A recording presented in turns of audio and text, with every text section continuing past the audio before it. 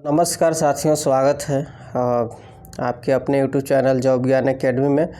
और आज ये बिहार जो लाइब्रेरियन साइंस है तो इसका हम लोग करेंगे प्रैक्टिस सेट 4। पहले आप लोग नहीं क्लास देखे होंगे 1 से 3 तक, तो देख सकते हैं, प्लेलिस्ट बना हुआ है। और जाइए चैनल को सब्सक्राइब कीजिए और उसके बाद प्लेलिस्ट में जाइए और उसके बाद वीडियो को देखिए। तो चलिए क्लास को स्टार्ट करते हैं। एक छोटा सा रिक्वेस्ट है कि आप लोग लाइक नहीं करते हैं तो प्लीज़ लाइक ज़रूर करके जाइएगा और क्लास को शेयर बिल्कुल कीजिएगा। एक जॉब ज्ञान एकेडमी के परिवार की संख्या को बढ़ाइए। हमें सपोर्ट की ज़रूरत है, आप लोग सपोर्ट कीजिए और आपके लिए कंटेंट में लेकर आता ही रहूँगा। तो पहला नंबर सवाल स्टार्ट करते हैं मेरे साथियों। जहाँ डिस्कशन की ज़रूरत हो वहाँ डिस्कशन करेंगे, नहीं तो क्वेश्चन से ही क्लियर हो जाएंगे। अभी हम लोग 100 नंबर वाला पढ़ेंगे, उसके बाद इसको ख़त्म करके 150 मार्क्स वाला जो एग्ज़ाम लेगा उसे वो भी हम लोग ख़त्म कर लेंगे बुक को। तो उसे जल्द ही स्टार्ट करेंगे। वीडियो को आप लोग शेयर कीजिए, लोगों तक पहुंचाइए, तभी ना स्टार्ट कर पाएंगे। तो पहला नंबर सवाल है मेरे साथियों कि पुस्तकालय विज्ञान शब्द का सर्वप्रथम प्रयोग किसने किया था। तो पुस्तकालय, देखिए, ये आप अगर 1 से 3 तक अगर क्लास देखे होंगे तो लगभग कुछ ना कुछ क्वेश्चन मिली जुली हो रहा है। 1 से 3 वाला इसमें मिल रहा है, तो पढ़े होंगे तो ज़रूर आप लोग बना पाइएगा। जैसे पुस्तकालय विज्ञान शब्द का सर्वप्रथम प्रयोग किसने किया था, तो किए थे मार्टिन श्रेतिंगर ने किए थे। मार्टिन श्रेतिंगर ने किए थे। ऑप्शन नंबर बी हो जाएगा, 1808 में किए थे। ठीक है, नेक्स्ट नंबर सवाल की ओर बढ़ते हैं मेरे साथियों कि भारत में राष्ट्रीय पुस्तकालय अध्यक्ष दिवस किस व्यक्तित्व के जन्म दिवस के उपलक्ष्य में मनाया जाता है।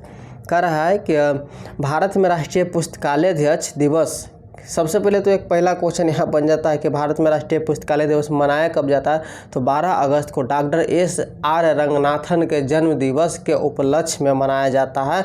ऑप्शन नंबर आपका ए यहाँ पर सही हो जाएगा। क्या हो जाएगा मेरे साथियों, ए सही हो जाएगा। चलिए आगे की ओर हम लोग बढ़ते हैं। और याद है ना, जवाहरलाल नेहरू का जन्मदिन कब है, तो 14 नवंबर को मनाया जाता है, बाल दिवस जिसे हम लोग बोलते हैं।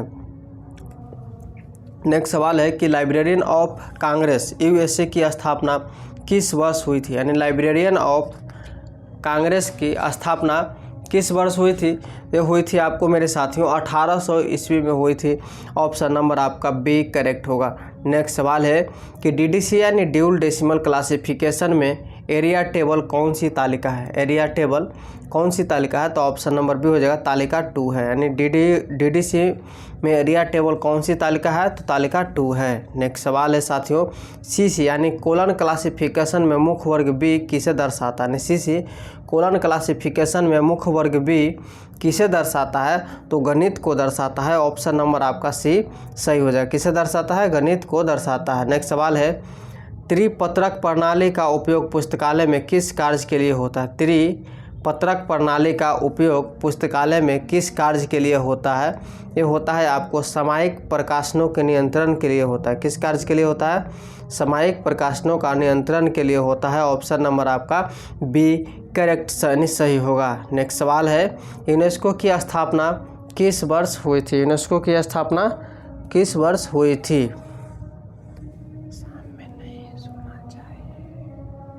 तो बताइए क्या हो जाएगा मेरे साथ। देखिए, यूनेस्को की स्थापना पहला क्लास में भी बताए थे, दूसरा में भी बताए थे, तीसरा में भी बताए थे।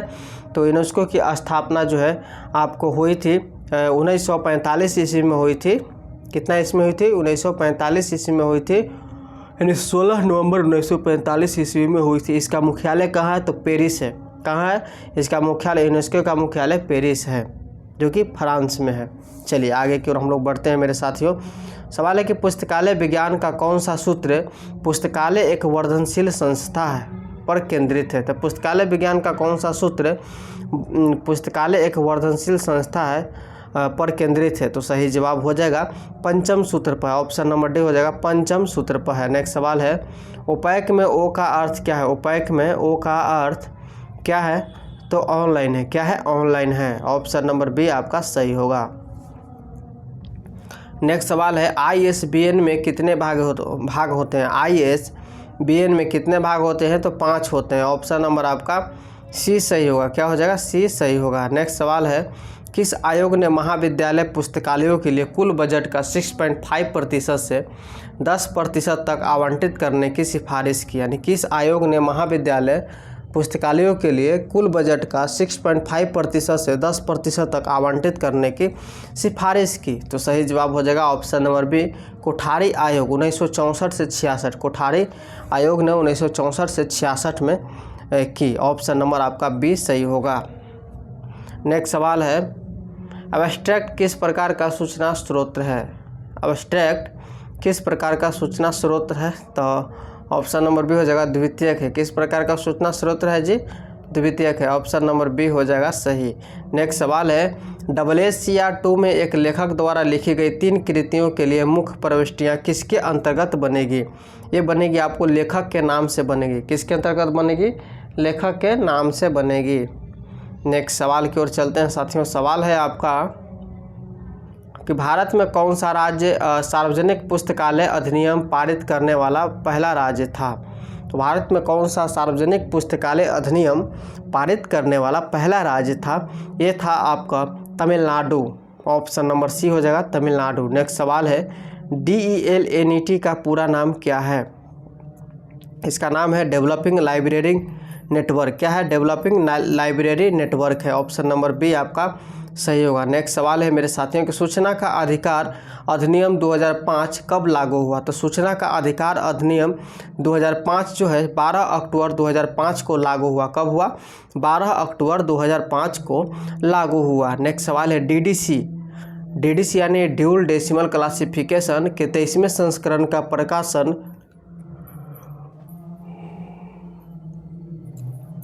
यानी कि करा के DDC के 23वें संस्करण का प्रकाशन किस वर्ष हुआ मेरे साथियों? ते हुआ आपको 2011 ईस्वी में हुआ। कब हुआ? 2011 ईस्वी में। तो जो भी लाइब्रेरियन की तैयारी कर रहे होंगे जरूर इस वीडियो को देखिएगा, जो नहीं कर रहे हैं उसे छोड़ दीजिएगा। तो लाइब्रेरियन वाला ही सिर्फ स्टूडेंट देखेंगे, उन लोगों तक वीडियो को आप लोग सिर्फ शेयर कर दीजिएगा। चलिए नेक्स्ट सवाल है, CC में एम फैक्ट क्या दर्शाता है? तो CC में एम फैक्ट जो है आपको पदार्थ को दर्शाता है। ऑप्शन नंबर डी सही होगा। नेक्स्ट सवाल है कि ई ग्रंथालय सॉफ्टवेयर किसके द्वारा विकसित किया गया था? तो ई ग्रंथालय सॉफ्टवेयर जो है ये विकसित किया गया था संचार और सूचना प्रौद्योगिकी मंत्रालय द्वारा विकसित किया गया था। ऑप्शन नंबर आपका ए सही हो जाएगा। नेक्स्ट सवाल है कि इन्फॉर्मेशन रिट्रीवल शब्द का प्रयोग सर्वप्रथम किसने किया? यानी इन्फॉर्मेशन रिट्रीवल शब्द का प्रयोग सर्वप्रथम किसने किया? तो केल्विन मुर्स ने किया। किसने किया? केल्विन मुर्स ने किया। ऑप्शन नंबर बी आपका सही होगा। तो आप लोग वीडियो को लाइक नहीं करते, प्लीज़ वीडियो को लाइक कीजिए, शेयर कीजिए। लाइक करने में आप लोग कंजूसी करते हैं, कम से कम 50% की संख्या में भी आप लोग लाइक नहीं करते हैं। लाइक ज़रूरी है, कीजिए, पढ़िए और लाइक कीजिए।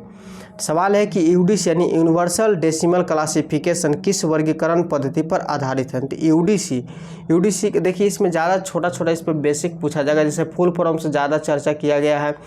आपको मुख्यालय से संबंधित ये सब क्वेश्चन ज़्यादा पूछा जाएगा। दिवस से संबंधित ये सब में क्वेश्चन आपको 1 से 2 मार्क्स ज़रूर पूछा जाएगा। देखिए फुल फॉर्म और दिवस, मुख्यालय, ये सबसे संबंधित आपको क्वेश्चन एग्जाम में आना ही है, मिलाकर 6-7 नंबर का। ये सब पॉइंट को आप लोग क्लियर रखिएगा। इसे यूडीसी यानी यूनिवर्सल डेसिमल क्लासिफिकेशन हम लोग कहते हैं, यानी ड्यूल डेसिमल क्लासिफिकेशन वर्गीकरण पद्धति पर आधारित है। किस पर है जी? ड्यूल डेसिमल क्लासिफिकेशन वर्गीकरण पद्धति पर आधारित है। ऑप्शन नंबर बी आपका सही होगा। नेक्स्ट सवाल है आपका साथी कि पुस्तकालय में पुस्तकों को पाठकों द्वारा सीधे पहुंच योग्य बनाने की प्रणाली क्या कहलाती है? यानी पुस्तकालय में पुस्तकों को पाठकों द्वारा सीधे पहुंच योग्य बनाने की प्रणाली क्या कहलाती है? तो ऑप्शन नंबर बी हो जाएगा मुक्त प्रवेश प्रणाली कहलाती है। मुक्त प्रवेश प्रणाली कहलाती है। ऑप्शन नंबर बी सही हो जाएगा। नेक्स्ट सवाल है, RRRLF राजा राम मोहन राय लाइब्रेरी फाउंडेशन का प्रधान कार्यालय कहाँ स्थित है? यानी RRRLF राजा राम मोहन राय लाइब्रेरी फाउंडेशन का प्रधान कार्यालय कहाँ स्थित है? तो ऑप्शन नंबर सी कोलकाता स्थित है। कहाँ स्थित है? कोलकाता स्थित है। ऑप्शन नंबर सी सही हो जाएगा। नेक्स्ट सवाल है, MARC रिकॉर्ड में लीडर कितने कैरेक्टर का होता है? ये होता है आपको 24 कैरेक्टर का होता है। कितने कैरेक्टर का होता है?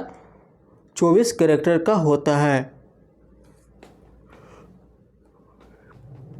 ऑप्शन नंबर आपका 20 सही होगा। नेक्स्ट सवाल है साथियों कि भारत में पुस्तकालय विज्ञान शिक्षा का प्रारंभ किस विश्वविद्यालय से माना जाता है। कह रहे कि भारत में पुस्तकालय विज्ञान शिक्षा का प्रारंभ किस विश्वविद्यालय से माना जाता है, तो ये पंजाब विश्वविद्यालय से माना जाता है। ऑप्शन नंबर आपका ए सही हो जाएगा। क्या हो जाएगा? ए आपका सही हो जाएगा। नेक्स्ट सवाल है मेरे साथियों कि encyclopedia of library and information science किसके द्वारा प्रकाशित की जाती है? किसके द्वारा प्रकाशित की जाती है?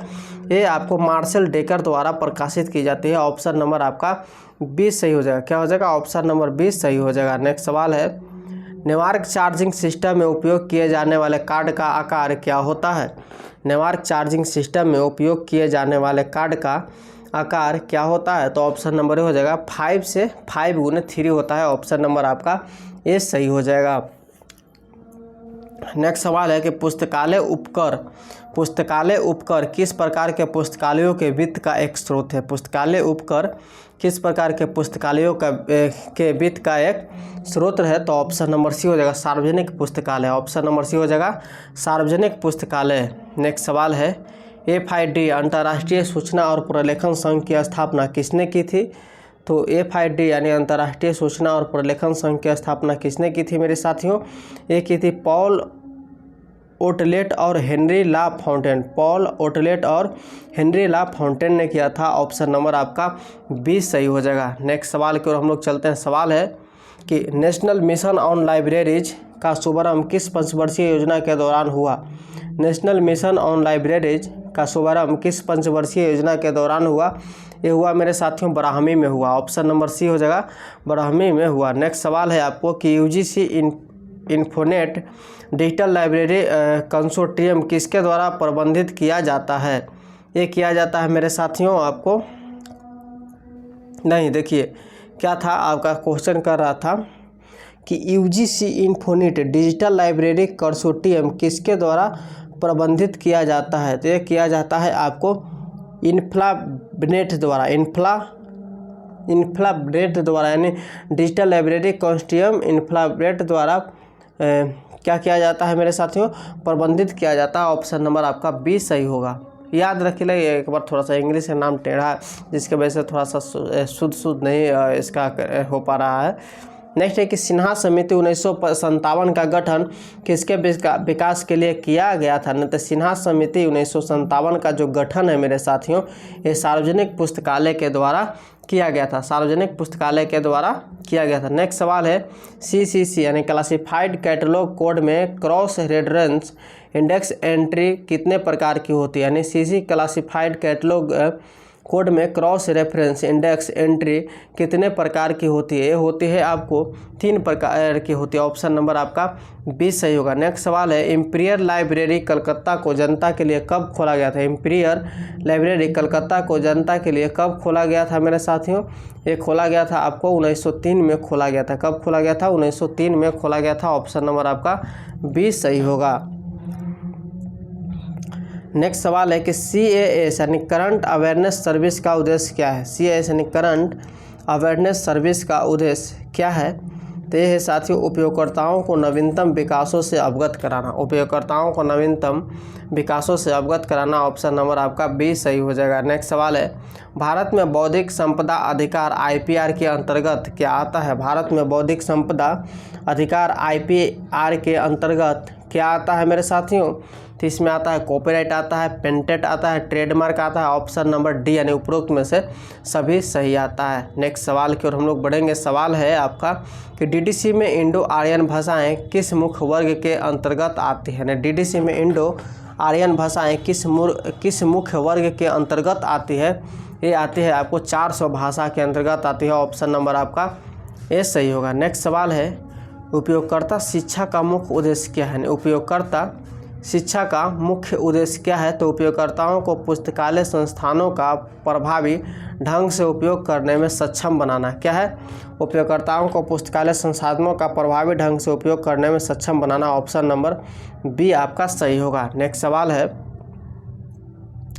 पुस्तकालय स्वचालन का पहला चरण सामान्यतः क्या होता है? पुस्तकालय स्वचालन का पहला चरण सामान्यतः क्या होता है? तो option number B cataloguing module होता है। क्या होता है? कैटलॉगिंग मॉड्यूल होता है। नेक्स्ट सवाल है साथियों कि एपीयूपीए पैटर्न पुस्तकों के व्यवस्थापन का एक सिद्धांत है, यह किससे संबंधित है? एपीयूपीए पैटर्न पुस्तकों के व्यवस्थापन का एक सिद्धांत है, यह किससे संबंधित है? ये संबंधित है विषय की प्रासंगिकता से संबंधित है, विषय की प्रासंगिकता से संबंधित है। ऑप्शन नंबर ए आपका सही होगा। नेक्स्ट सवाल की ओर चलते हैं साथियों। सवाल है कि IATLIS का पूर्ण रूप क्या है? IATLIS का पूर्ण रूप क्या है? तो ऑप्शन नंबर ए हो जाएगा Indian association of teachers in library and information science. क्या होता है? Indian association of teachers in library and information science होता है। ऑप्शन नंबर आपका ए सही होगा। नेक्स्ट सवाल है थिसॉरस का निर्माण मुख्य रूप से किस कार्य के लिए किया जाता है? थिसॉरस का निर्माण मुख्य रूप से किस कार्य के लिए किया जाता है? तो ऑप्शन नंबर सी हो जाएगा अनुक्रमणिका और खोज के लिए किया जाता है। अनुक्रमणिका और खोज के लिए किया जाता है। ऑप्शन नंबर सी आपका सही हो जाएगा। क्या हो जाएगा? ऑप्शन नंबर सी सही होगा। नेक्स्ट सवाल है पुस्तकालय बजट तैयार करने की वह विधि जिसमें प्रत्येक कार्यक्रम को शून्य आधार से उचित ठहराया जाता है क्या कहलाती है? पुस्तकालय बजट तैयार करने की वह विधि जिसमें प्रत्येक कार्यक्रम को शून्य आधार से उचित ठहराया जाता है क्या कहलाती है मेरे साथियों? तो option number D zero based budget कहलाती है। क्या कहलाती है? जीरो बेस्ड बजट कहलाती है। ऑप्शन नंबर आपका डी सही होगा। नेक्स्ट सवाल है कि इंडियन नेशनल बिब्लियोग्राफी की आवधिकता क्या है? इंडियन नेशनल बिब्लियोग्राफी की आवधिकता क्या है मेरे साथियों? तो ऑप्शन नंबर सी हो जाएगा मासिक है। क्या है? मासिक है। नेक्स्ट सवाल की ओर हम लोग चलते हैं कि रंगनाथन का कौन सा सूत्र पुस्तकालय सेवाओं के मानवीकरण पर जोर देता है? रंगनाथन का कौन सा सूत्र पुस्तकालय सेवाओं के मानवीकरण पर जोर देता है? तो ये जोर देता है को द्वितीय सूत्र देता है। कौन सा देता है? द्वितीय सूत्र देता है। तो द्वितीय सूत्र आपको ऑप्शन नंबर बी में है। नेक्स्ट सवाल है मेरे साथियों कि ई ग्रंथालय का कौन सा पहला संस्करण क्लाउड प्लेटफॉर्म पर उपलब्ध कराया गया था? ये ग्रंथालय का कौन सा पहला संस्करण क्लाउड प्लेटफॉर्म पर उपलब्ध कराया गया था EG 4.0। Option number D. Next सवाल है कि गेजेटियर ऑफ इंडिया किस प्रकार का सूचना स्रोत है? गेजेटियर ऑफ इंडिया किस प्रकार का सूचना स्रोत है? तो ये है आपको भौगोलिक स्रोत है। ऑप्शन नंबर बी हो जाएगा भौगोलिक स्रोत है। नेक्स्ट सवाल है भारत में राष्ट्रीय पठन दिवस कब मनाया जाता है? तो भारत में राष्ट्रीय पठन दिवस 19 जून को मनाया जाता है। कब मनाया जाता है? 19 जून को मनाया जाता है। नेक्स्ट सवाल है मेरे साथियों। सवाल है कि रंगनाथन ने पुस्तक चयन के 3 सिद्धांत कौन से दिए थे जो उनके प्रथम 3 नियमों पर आधारित है? रंगनाथन ने पुस्तक चयन के 3 सिद्धांत कौन से दिए थे जो उनके प्रथम 3 नियमों पर आधारित है? ये आधारित है आपको पुस्तक उपयोग के लिए प्रत्येक पाठक को उसकी पुस्तक मिले, प्रत्येक पुस्तक को उसका पाठक मिले। ऑप्शन नंबर सी आपका सही होगा। नेक्स्ट सवाल है इसका कि पेटेंट की अवधि सामान्यतः कितने वर्ष होती है? पेटेंट की अवधि सामान्यतः कितने वर्ष होती है? तो ऑप्शन नंबर सी हो जाएगा 20 वर्ष होती है। कितने वर्ष होती है? 20 वर्ष होती है। ऑप्शन नंबर सी सही होगा। नेक्स्ट सवाल है मेरे साथियों। सवाल है क्या MBO का अर्थ है? MBO का अर्थ है क्या है? MBO का अर्थ है management by objectives. Management by objectives है MBO का अर्थ। ऑप्शन नंबर बी सही होगा। नेक्स्ट सवाल है कि न्यू एनसाइक्लोपीडिया ब्रिटानिका का 15वां संस्करण कितने भागों में विभाजित है? कह रहा है कि न्यू एनसाइक्लोपीडिया ब्रिटानिका का 15वां संस्करण कितने भागों में विभाजित है? तो ये विभाजित है आपको 3 यानी प्रोपीडिया, माइक्रोपीडिया इसको कह सकते हैं हम लोग। ऑप्शन नंबर सी आपका सही हो जाएगा। नेक्स्ट सवाल है कि CA कटर का rules for a dictionary catalogue किस वर्ष प्रकाशित हुआ? CA कटर का rules for a dictionary catalogue किस वर्ष प्रकाशित हुआ मेरे साथियों? ये हुआ आपको 1876 में हुआ। ऑप्शन नंबर आपका ए सही होगा। नेक्स्ट सवाल है कि वर्ल्ड कैट किसका एक उदाहरण है? वर्ल्ड कैट जो उदाहरण है आपका यूनियन कैटलॉग का उदाहरण है। किसका है? यूनियन कैटलॉग का उदाहरण है। ऑप्शन नंबर आपका ए सही हो जाएगा। नेक्स्ट है कि कंसोर्टियम का मुख्य लाभ क्या है? कंसोर्टियम का मुख्य लाभ क्या है? तो इसमें लाभ हो जाएगा आपको लागत में कमी, संसाधनों की साझेदारी, बेहतर सौदेबाजी की शक्ति। ऑप्शन नंबर डी आपका सही हो जाएगा। लागत में कमी, संसाधनों की साझेदारी, बेहतर सौदेबाजी की शक्ति। ऑप्शन नंबर ए, बी, सी आपका तीनों सही हो जाएगा। नेक्स्ट सवाल है मेरे साथियों कि बिब्लियोमेट्रिक्स शब्द किसने गढ़ा, यानी बिब्लियोमेट्रिक्स शब्द किसने गढ़ा? ये गढ़ा आपको ऑप्शन नंबर बी एलन प्रीचर्ड ने गढ़ा। किसने गढ़ा? एलन प्रीचर्ड ने गढ़ा। ऑप्शन नंबर आपका बी सही हो जाएगा। नेक्स्ट सवाल है, डीडीसी का ऑनलाइन संस्करण क्या कहलाता है? तो डीडीसी का ऑनलाइन संस्करण जो है वेब ड्यू यानी वेब ड्यू कहलाता है। ऑप्शन नंबर आपका बी सही हो जाएगा। आगे की ओर हम लोग बढ़ते हैं। जैसे एसडीआई यानी सिलेक्टिव डिसेमिनेशन ऑफ इंफॉर्मेशन सेवा व्यक्तिगत होती है या सामूहिक होती है? तो एसडीआई हो जाता है आपको ऑप्शन नंबर ए हो जाता है, व्यक्तिगत होती है। क्या होती है? व्यक्तिगत होती है। ऑप्शन नंबर आपका ए सही हो जाएगा। नेक्स्ट सवाल है, पुस्तकालय में बाय बैक पॉलिसी किससे संबंधित है? पुस्तकालय में बाय बैक पॉलिसी किससे संबंधित है? तो पुरानी पुस्तकों को वापस खरीदना से संबंधित है।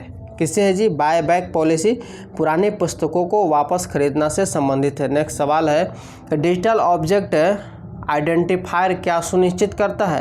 यानी डिजिटल ऑब्जेक्ट आइडेंटिफायर क्या सुनिश्चित करता है? तो ऑप्शन नंबर बी हो जाएगा, डिजिटल वस्तु तक अस्थायी पहुँच। डिजिटल वस्तु तक अस्थायी पहुँच प्रदान करता है। ऑप्शन नंबर आपका बी सही हो जाएगा।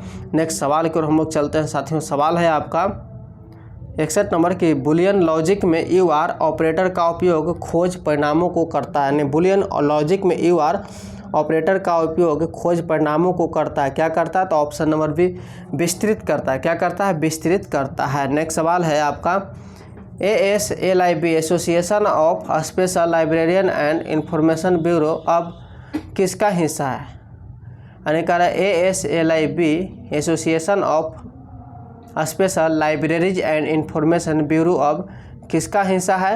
ये हिस्सा है आपको एमराल्ड ग्रुप पब्लिशिंग का है। किसका है? एमराल्ड ग्रुप पब्लिशिंग का है। ऑप्शन नंबर आपका सी सही हो जाएगा। नेक्स्ट सवाल है साथियों कि सीसी में एंट्रियोराइजिंग कॉमन आइसोलेट्स की संख्या कितनी है? यानी सीसी में एंट्रियोराइजिंग कॉमन आइसोलेट्स ACI की संख्या कितनी है? तो छठे संस्करण के अनुसार देखा जाए तो ऑप्शन नंबर सी हो जाएगा, लगभग 20 है। क्या है? लगभग 20 है।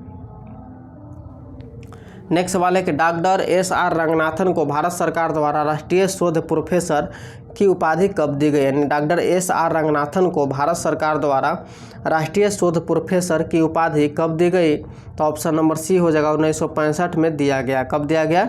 1965 में दिया गया। नेक्स्ट सवाल है, पेरिस प्रिंसिपल्स 1961 का मुख्य फोकस क्या था? यानी पेरिस प्रिंसिपल्स 1961 का मुख्य फोकस क्या था मेरे साथियों? तो मुख्य फोकस था आपका ऑप्शन नंबर हो जाएगा बी, सूचीकरण के सिद्धांत। क्या था? सूचीकरण के सिद्धांत था। Option number B. नेक्स्ट सवाल है आपका, फ्यूजिटिव मटेरियल क्या है? फ्यूजिटिव मटेरियल क्या है? तो ऑप्शन नंबर बी हो जाएगा, ऐसी सामग्री जिसे खोजना और प्राप्त करना कठिन हो।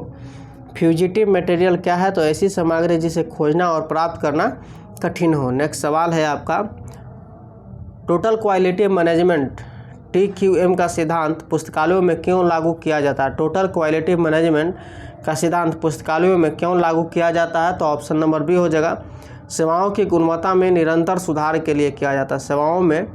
सेवाओं की गुणवत्ता में निरंतर सुधार के लिए किया जाता है। ऑप्शन नंबर बी आपका सही हो जाएगा। नेक्स्ट सवाल है, स्वयं प्रभा क्या है? स्वयं प्रभा क्या है? तो ऑप्शन नंबर बी हो जाएगा, DTH चैनलों का एक समूह जो शैक्षिक कार्यक्रम प्रसारित करता है। DTH चैनलों का एक प्रमुख जो शैक्षिक कार्यक्रम प्रसारित करता है। ऑप्शन नंबर आपका बी सही हो जाएगा।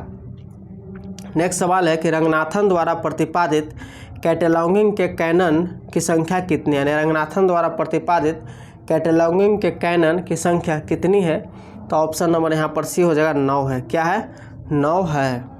नेक्स्ट सवाल है आपको कि ब्रिटिश नेशनल बिब्लियोग्राफी में वर्गीकरण के लिए किस पद्धति का उपयोग किया जाता है? ब्रिटिश नेशनल बिब्लियोग्राफी में वर्गीकरण के लिए किस पद्धति का उपयोग किया जाता है? तो ऑप्शन नंबर बी हो जाएगा, ड्यूल डेसिमल क्लासिफिकेशन का किया जाता है। ऑप्शन नंबर बी आपका सही हो जाएगा। नेक्स्ट सवाल है साथियों कि इम्पैक्ट फैक्टर की गणना में किन 2 वर्षों के उदाहरणों का उपयोग किया जाता है? इम्पैक्ट फैक्टर की गणना में किन 2 वर्षों के उदाहरणों का उपयोग किया जाता है? तो ऑप्शन नंबर बी हो जाएगा, पिछले 2 वर्ष। पिछले 2 वर्षों में किया जाता है। नेक्स्ट सवाल है आपका कि चेन इंडेक्सिंग में किस प्रकार की श्रृंखला का उपयोग किया जाता है? चेन इंडेक्सिंग में किस प्रकार की श्रृंखला का उपयोग किया जाता है, तो किया जाता है इसमें विषय श्रृंखला का उपयोग किया जाता है। किसका? विषय श्रृंखला का। नेक्स्ट सवाल है, पुस्तकालय में मोबाइल आधारित सेवाएं किसका उदाहरण है? तो इसमें उदाहरण है वेब 2.0 यानी लाइब्रेरी 2.0 सेवाएं का उदाहरण है। ऑप्शन नंबर आपका 20 सही होगा। नेक्स्ट सवाल है, ओपन URL का क्या अर्थ है? ओपन URL का क्या अर्थ है आपको साथियों? तो ऑप्शन नंबर बी हो जाएगा, एक मानकीकृत URL जो संदर्भ संवेदनशील लिंकिंग की अनुमति देता है। कौन? तो ऑप्शन नंबर आपका बी इसमें करेक्ट आंसर होगा। और आप लोग अभी तक लाइक नहीं किए हैं तो बहुत देर हो गया लाइक किए हुए, जो नहीं किए तो कर लीजिए, चूँकि आप लोग भूल जाते हैं ना, तो भूलना नहीं है, ठीक है ना, भूलना नहीं है लाइक करने के लिए। नेक्स्ट है आपको, मीडिया एंड इंफॉर्मेशन लिटरेसी किन दो साक्षरताओं का संयोजन है मेरे साथियों? तो ये संयोजन है, आप जानते ही होंगे कि ऑप्शन नंबर बी हो जाएगा, मीडिया साक्षरता और सूचना साक्षरता। मीडिया साक्षरता और सूचना साक्षरता, ऑप्शन नंबर आपका बी सही हो जाएगा। नेशनल नॉलेज कमीशन 2005 से 2009 ने पुस्तकालयों के संबंध में क्या सिफारिशें दी थी? यानी नेशनल नॉलेज कमीशन ने पुस्तकालयों के संबंध में क्या सिफारिशें दी थी? तो यहाँ पर हो जाएगा 76 जो है इसका सही जवाब हो जाएगा आपको। इसमें पुस्तकालयों की आधुनिकीकरण और नेटवर्किंग दी थी, सार्वजनिक पुस्तकालय अधिनियम स्थापित करना भी है, पुस्तकालय विज्ञान शिक्षा में सुधार, यानी तीनों है। तो ऑप्शन नंबर आपका डी सही होगा। नेक्स्ट है आपको कि शीशे में डिवाइस का उपयोग किसके निर्माण के लिए किया जाता है? शीशे में डिवाइस का उपयोग किसके निर्माण के लिए किया जाता है? तो ऑप्शन नंबर बी हो जाएगा, आइसोलेट्स या वर्गक के लिए किया जाता है। किसके लिए? आइसोलेट्स या वर्गक के लिए किया जाता है। नेक्स्ट है कि हुज हु किस प्रकार का सूचना स्रोत है? हुज हु किस प्रकार का सूचना स्रोत है? तो ये सूचना स्रोत है मेरे साथियों, ऑप्शन नंबर बी जीवनी परक का है, जीवनी परक का है। नेक्स्ट सवाल है, रंगनाथन के स्टाफ फार्मूला में एक पेशेवर सहायक प्रतिदिन कितने कार्य करता है? रंगनाथन के स्टाफ फार्मूला में एक पेशेवर सहायक प्रतिदिन कितने कार्य करता है? तो ऑप्शन नंबर सी हो जाएगा, 50 पुस्तकों का तकनीकी प्रसंस्करण में करता है। ऑप्शन नंबर सी सही हो जाएगा। देखिए कट गया ना सारे, थोड़ा सा इसमें क्लिक होना है ना, स्क्रीन टच में थोड़ा सा टच होना है, मतलब कट जाना है। चलिए क्या कह रहा था कि रंगनाथन के स्टाफ फार्मूला में एक पेशेवर सहायक प्रतिदिन कितने कार्य कर सकता है? ये कार्य कर सकते हैं 50 पुस्तकों की तकनीकी प्रसंस्करण कर सकते हैं। ऑप्शन नंबर आपका सी सही होगा। नेक्स्ट है कि यूनिवर्सल कॉपीराइट कन्वेंशन यानी यूसीसी का फुल फॉर्म होता है यूनिवर्सल कॉपीराइट कन्वेंशन किसके तत्वाधान में अपनाया गया था? किसके तत्वाधान में अपनाया गया था? तो यूनेस्को में अपनाया गया था। नेक्स्ट सवाल है, वेब 3.0 की मुख्य अवधारणा क्या है? तो इसमें है सिमेंटिक वेब और आर्टिफिशियल इंटेलिजेंस है। सिमेंटिक वेब और आर्टिफिशियल इंटेलिजेंस है। ऑप्शन नंबर आपका सी सही हो जाएगा। नेक्स्ट सवाल की ओर हम लोग चलते हैं। सवाल है मेरे साथियों, आगे की ओर हम लोग बढ़ते हैं उससे पहले कि आप लोग मेरे चैनल को शेयर नहीं किए तो ज़रूर कीजिए, और साथ में सब्सक्राइब करना भूल रहे हैं तो ज़रूर कर लीजिए, और एक लाइक भी करके जाइएगा मेरे साथियों। आपका एक काम है लाइक करना, होमवर्क समझिए क्या है। क्वेश्चन है कि पुस्तकालयों में बच्चों का कोना किस प्रकार की सेवा का हिस्सा है? यानी पुस्तकालयों में बच्चों का कोना किस प्रकार की सेवा का हिस्सा है? यह है आपको प्रसार सेवा का हिस्सा है। किसका हिस्सा है? प्रसार सेवा के हिस्सा। हम रुक जाइए थोड़ा सा,